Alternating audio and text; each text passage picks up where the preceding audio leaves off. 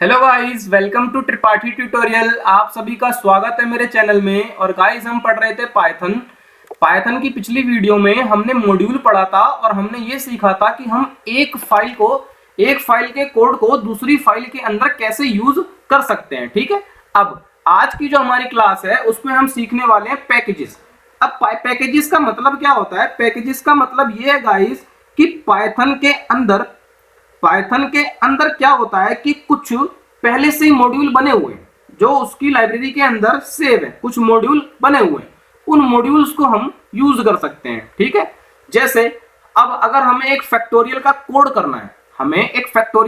करना है, उस कोड को मैं बार बार यूज करना चाहता हूं, तो मैं क्या करूंगा? मैं एक फंक्शन बनाऊंगा, ठीक है, और उस फंक्शन को मैं सेव कर दूंगा एक फाइल के अंदर बना करके। अगर मुझे उसी फाइल के अंदर यूज करना है तो नॉर्मल जैसे आपने पीछे सीखा वैसे कर सकते हैं। अगर आप उसको किसी और फाइल के अंदर यूज करना चाह रहे हैं तो आप with the help of module कर सकते हैं, जो हमने प्रीवियस लेक्चर में सीखा था। लेकिन अब फैक्टोरियल का अगर आप बात करें तो पाइथन के अंदर कुछ मॉड्यूल्स बने हुए हैं जो आपको बस मॉड्यूल को लाओ और जो यूज करना है आप यूज कर सकते हैं। ठीक है, कुछ मॉड्यूल्स के कुछ पैकेजेस, उनको हम पैकेजेस बोलते हैं। कुछ पैकेजेस के मैं आपको एग्जांपल देता हूं और आपको समझाता हूं, और कुछ को आप समझ लीजिएगा। जब आपको तरीका पता लग जाएगा कैसे पढ़ना है, क्या करते हैं पैकेजेस, तो आप इजीली कर पाएंगे। ठीक है, जैसे एक है आपका मैथ नाम का, तो उसको अगर मैं लाना चाहता हूं इस फाइल के अंदर, उसको मैं यूज करना चाहता हूं, तो इंपोर्ट मैथ, क्या लिखूंगा मैं? Import math as M. मैंने लिख दिया इंपोर्ट मैथ एज एम, या आप वो लिखिए फ्रॉम, जो भी आप लिखना चाहते हैं। ठीक है, तीनों में से मैंने लिख दिया इंपोर्ट मैथ एज एम, मतलब जो मैथ नाम का जो मॉड्यूल है जो बना हुआ है उसको मैं यूज कर रहा हूं और एम की वजह से यूज करूंगा। ठीक है, एम की मदद से। तो जैसे मुझे किसी का फैक्टोरियल निकालना है तो ये इसके अंदर पहले से ही बिल्डअप है। ठीक है, यहाँ पे मैंने कोई नई फाइल नहीं बनाई है, ना मैंने पीछे कोई मॉड्यूल बना रखा है, ये पाइथन का अपना बिल्डअप मॉड्यूल है। ठीक है, तो प्रिंट, मुझे क्या प्रिंट कराना है? मुझे फैक्टोरियल प्रिंट कराना है, तो मैंने मैथ को एम नाम दिया, तो मैं लिखूंगा एम डॉट फैक्टोरियल। मैं जिसका भी फैक्टोरियल आपको लिखना है पास कर दीजिए। आप लिखेंगे क्या? आप लिखेंगे एम आपने क्यों लिखा? क्योंकि मैथ जो है आपका जो पैकेज है उसको आपको शो करना पड़ेगा, तो आपको एम डॉट लगाना पड़ेगा। ठीक है, फैक्टोरियल आपसे एक आर्गुमेंट मांगता है जिसका फैक्टोरियल आप निकालना चाहते हैं। अब देखिए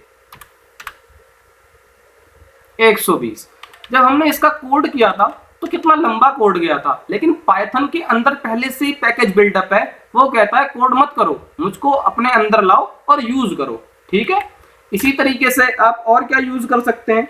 अगर आपको किसी का स्क्वायर रूट निकालना है तो स्क्वायर रूट कैसे निकाल सकते हैं? मैंने बोला प्रिंट वही एम डॉट एसक्यूआरटी, और ये भी आपसे एक आर्गुमेंट मांगता है जिसका आपको स्क्वायर रूट निकालना है। मैंने बोला 9 का निकाल दो, तो देख सकते हैं आपके सामने रिजल्ट आ चुका है। ठीक है, तो जितने भी अब मैथ्स के अंदर मॉड्यूल बने हुए हैं उनको आप यूज करके देखिए। ठीक है, मैंने आपको मॉड्यूल का नाम बता दिया है, आप देख सकते हैं। ठीक है, अब इसी तरीके से एक और मॉड्यूल होता है, ये बहुत इंपॉर्टेंट मॉड्यूल है और इसका यूज हम करते हैं बेसिकली कुछ ऐसी मतलब सिक्योरिटी के लिए जो कोई और ना खोल पाए। ठीक है, तो ये मॉड्यूल का नाम, पैकेज का नाम है रैंडम।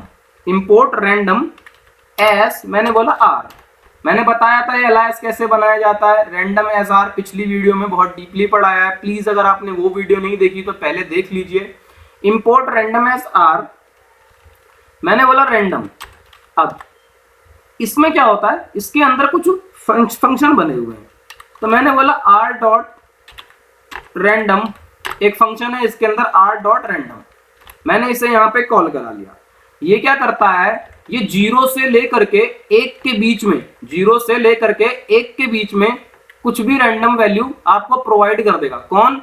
Random function. ये रैंडम फंक्शन, ये आर डॉट मैंने इसलिए लगाया है, पिछली वीडियो मैंने बताया था। ठीक है, क्योंकि मैं रैंडम के अंदर से रैंडम फंक्शन को कॉल कर रहा हूं तो डॉट की वजह से करूंगा। ठीक है, डॉट की मदद से रन करा के समझते हैं।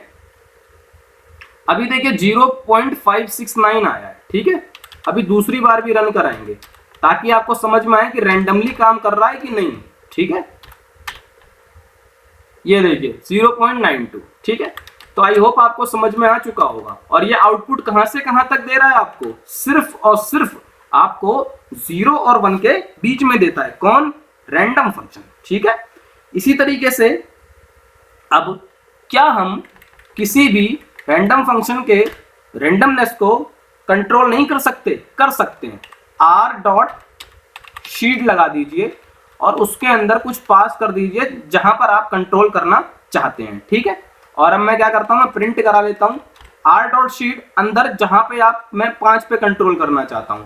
ठीक है, वो लिख देंगे। उसी तरीके से आप अब प्रिंट करा लीजिए। अब दोनों में चला रहा हूं, ये वाला भी चला रहा हूं और ये भी चला रहा हूं। अब आप देखेंगे कि इसमें ऊपर वाले में ये जब प्रिंट होगा तो रैंडमनेस जारी रहेगी, लेकिन इसके टाइम पे रैंडमनेस जारी नहीं रहेगी। जो एक बार आ जाएगा वही रहेगा। ठीक है, क्योंकि मैंने क्या लगा दिया, r.शीट। ठीक है, ये करता है रैंडमनेस को कंट्रोल करता है।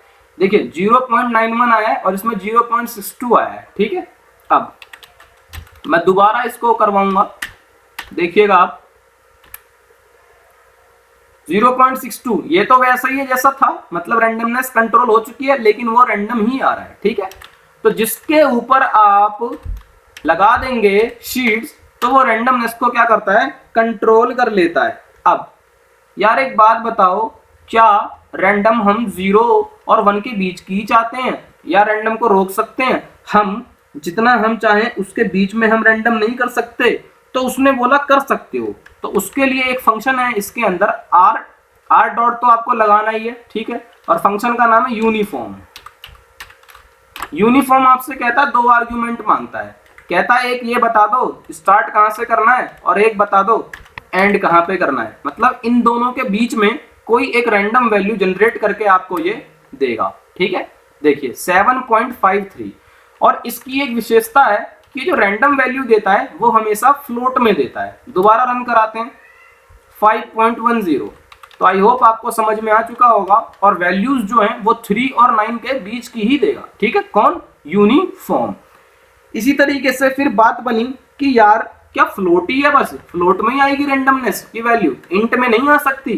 तो जी हाँ, उसके लिए भी एक फंक्शन बना रैंड इंट नाम का। रैंड इंट क्या करता है, वो भी आपसे 2 आर्ग्यूमेंट मांगता है और इंटीजर में देता है। ठीक है, रैंडम वैल्यू, जैसे इसने 9 दे दी। अब मैं दोबारा रन कराता हूं तो भी 9 दे दी। कुछ प्रॉब्लम हो रही होगी, ठीक है, वरना ये रैंडम देता है। ठीक है, आप अपने कंप्यूटर पे करके देखिएगा, लैपटॉप में। ठीक है, इसी तरीके से फिर बात हुई कि यार ये तो था कि चलो ठीक है 3 और 9 के बीच में, लेकिन जिस तरीके से मैं लूप चलाता हूं, लूप में वैसे मैं नहीं चाहता। मैं चाहता हूं कि वैसे मतलब रैंडमनेस आए। जैसे मैंने तुमसे बोला कि तुम्हारे पास 5 से लेकर के 100 तक के नंबर हैं, इनके बीच के जो रैंडम वैल्यू आए वो 5 के डिफरेंस वाले आए बस। ठीक है, मतलब 5 आ जाए, 10 आ जाए, 15 आ जाए, ऐसे आए। ठीक है, तो इसके लिए क्या बना, एक r.range, r.rand range। r.rand range ये एक फंक्शन है। ये क्या करता है, आपको रैंडम वैल्यू तो देता है, ये आपसे 3 पॉइंट मांगता है। एक मांगता है स्टार्टिंग, एक मांगता है एंड, और एक मांगता है डिफरेंस। मतलब अगर आपको 5 का डिफरेंस चाहिए रैंडम वैल्यू में तो 5 दीजिए, 10 का चाहिए 10 दीजिए, जितना भी आपको चाहिए। ठीक है, 10 आया। आप अब मैं दोबारा करता हूं, 20 आया।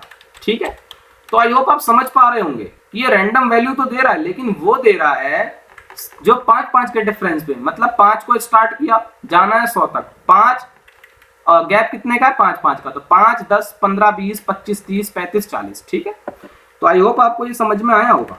ठीक है, अब क्या रैंडम फंक्शन को हम सिर्फ इंटीजर पे ही चला सकते हैं और ऐसे ही यूज कर सकते हैं? क्या लिस्ट में नहीं चला सकता हूं मैं? तो मैंने बोला चला सकते हो, चलाओ।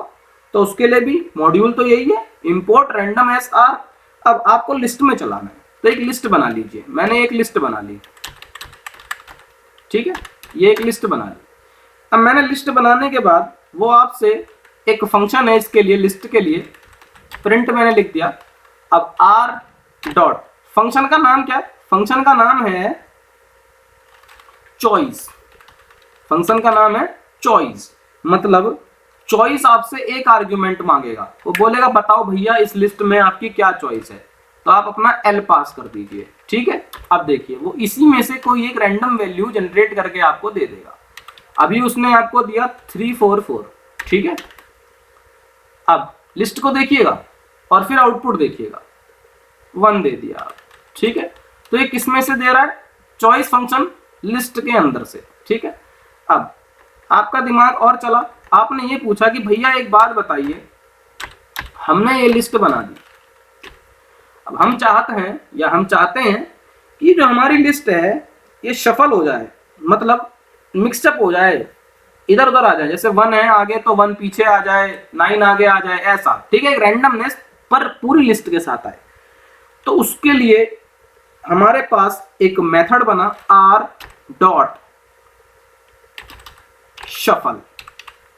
r तो रैंडम पैकेज को यूज कर रहे हो इसलिए डॉट लगाना पड़ेगा, r डॉट शफल नाम का ये फंक्शन है, और ये आपसे कहता है जिसका आप शफल करवाना चाहते हैं वो मेरे अंदर पास कर दीजिए, ठीक है।